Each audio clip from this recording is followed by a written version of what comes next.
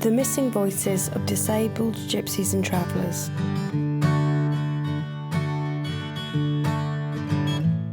Disability happens to everyone. Like, it only takes one accident. It could be a car crash, it could be someone working on a landscaping job, it could be anything. It could even be just something like an aneurysm or a spinal stroke. It doesn't pick or choose who it's going to come to. So I think it needs to be more spoken about in our community. There's estimated to be upwards of 300,000 Romany gypsies and travellers that are living in the UK today. Our communities experience some of the worst inequalities of any ethnic group in British society across a huge range of factors, including education, health and hate crime. If you're from a Romany or Traveller background, you're more likely to experience a long-term illness, have poorer rates of mental health and have a lower life expectancy. What happens if you're also a disabled person? What's your experience then? I've seen some of the barriers that my own brother Jason's come up against growing up, and I'm going to start by having a chat to him. He was born profoundly deaf and at the age of 3 had a cochlear implant operation that gave him some hearing in his right ear. I think there is mixed views about disability, just like in any communities. Often I don't think people understand what the definition of disability is, what their rights are or what support they can get them themselves or a disabled family member. People with disabilities are really well cared for. Often gypsies and travellers are not aware of support group that can help, and this can be very isolating and impact on mental health. There is a stigma around speaking out about disability. It is a bit a taboo subject. It has never really been talked about openly. We are a marginalised group within a already marginalised group. So being a Romany gypsy and having a disability as well can make it hard to get information or access to the support and things that can help. The term disability itself is so broad, but the Equality Act 2010 defines it as a physical or mental impairment that has a substantial long-term adverse effect on your ability to carry out normal day-to-day activities, and also includes some long-term health conditions such as cancer.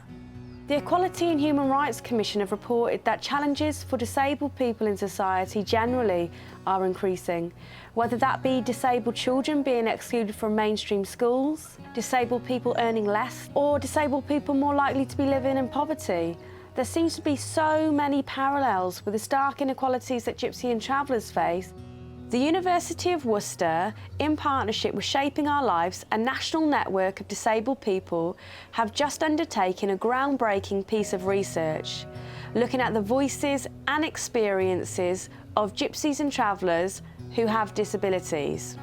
They've also spoken to a range of community connectors from gypsy and traveller organisations and a variety of deaf and disabled organisations across the UK. The aims of the research were to try and find the missing voices of disabled people across Gypsy, Roma Traveller communities in the UK.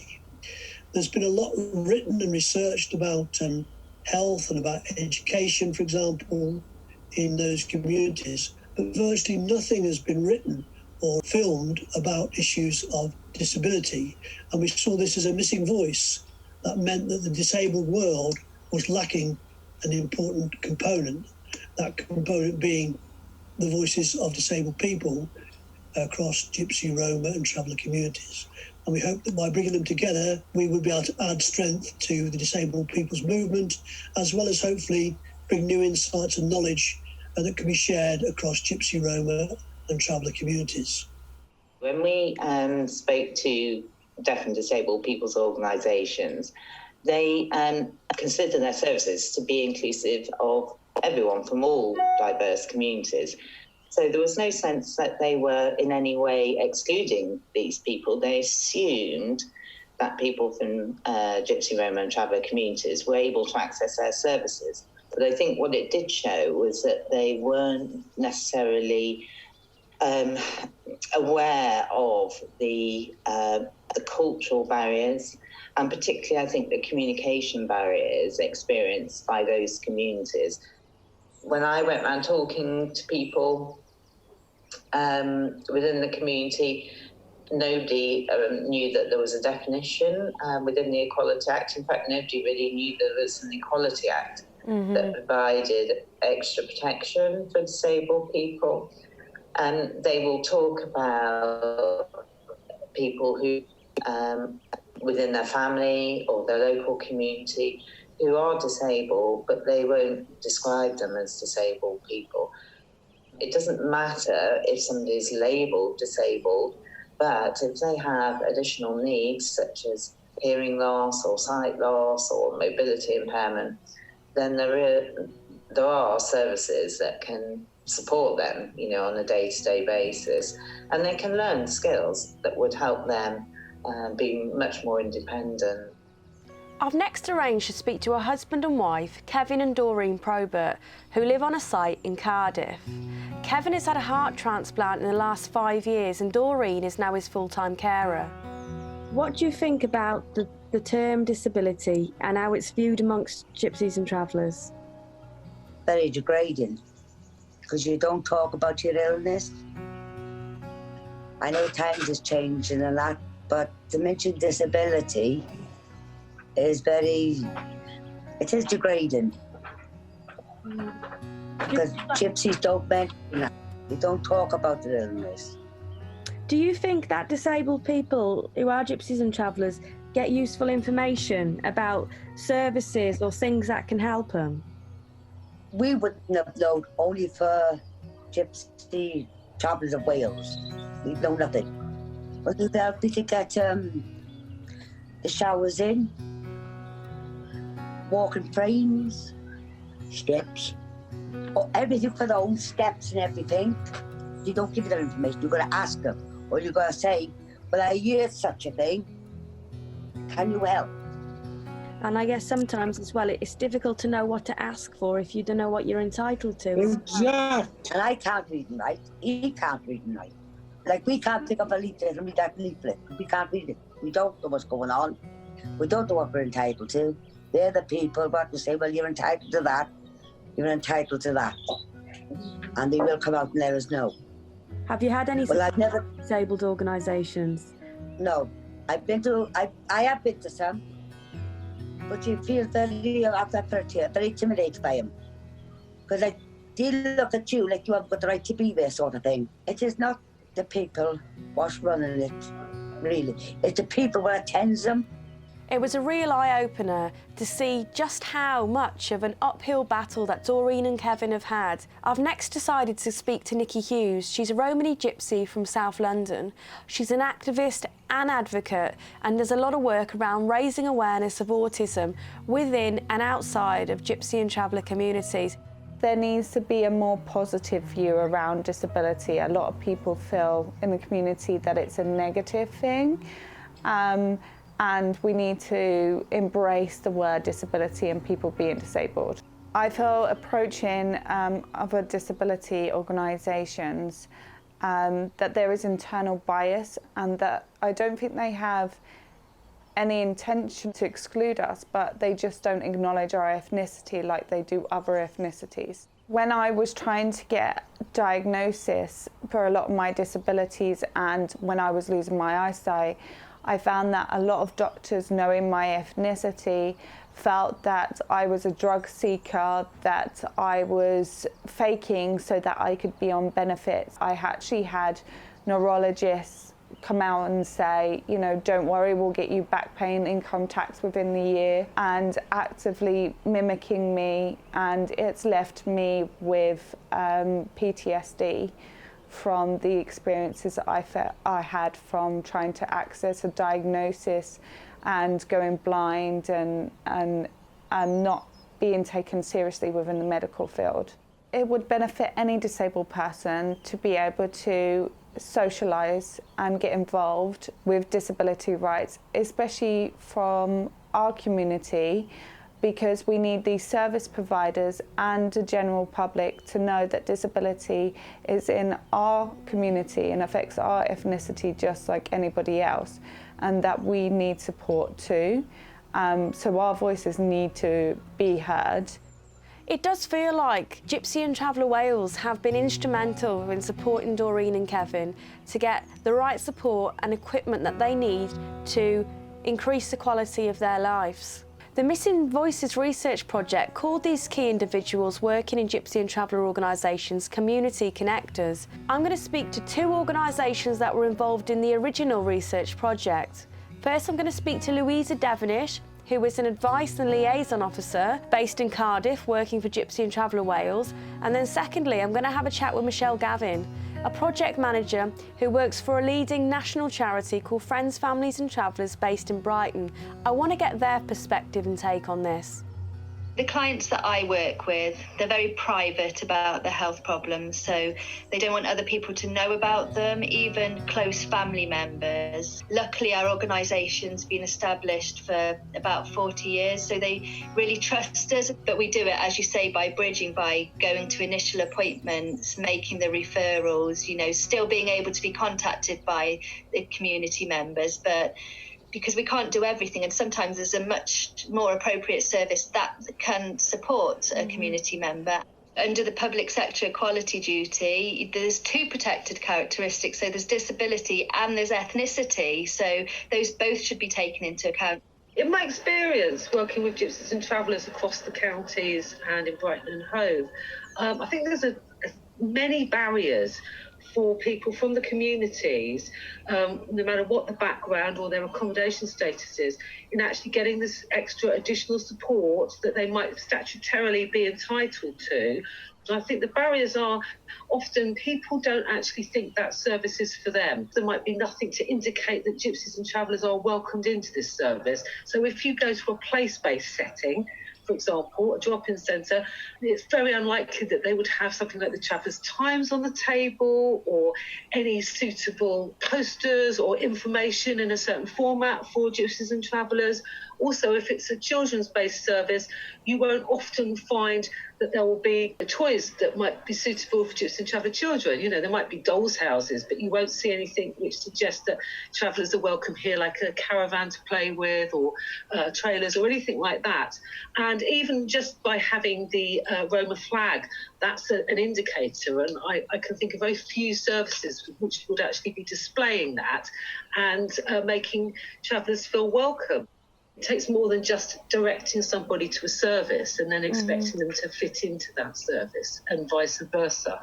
And again, one of those things that comes up time and time again is that many Gypsies and Travellers won't have the information about the service.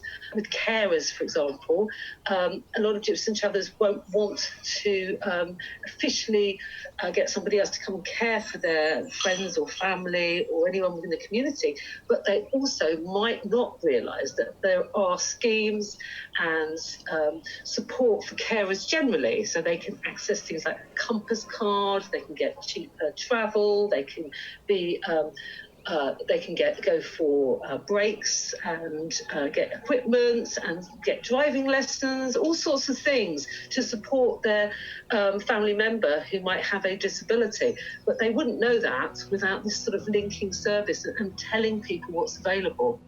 I'm next going to speak to two people who have similar stories in the sense of that they acquired spinal injuries in their teenage years. That means they are now both wheelchair users. First up is Lena McAllister, a diversity model who advocates for more diversity in the beauty and fashion industry. Secondly, I'm going to speak to John Boyce-Smith. He's a Paralympian and mental health ambassador. I don't think there's enough of a platform for people that are disabled in the Gypsy Traveller community.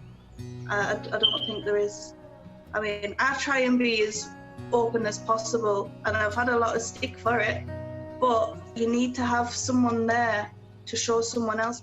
And I think that you need to mix with people that have kind of the same disabilities or everybody that is disabled, because if you don't mix, you won't learn. You learn from other people. So if you're with someone that's had a disability longer, like say me, I'm 11 years this year paralysed, but then I've learnt more than a lot of people who are only like a year paralysed. So I would tell them all my little tips and tricks. I hate to see someone where they're getting stopped or put in like a little box where you can't do this, or you can do anything as long as you put your mind to it. Anything can be achieved. I only knew one person, one woman who was a traveller woman, Lulu Lee.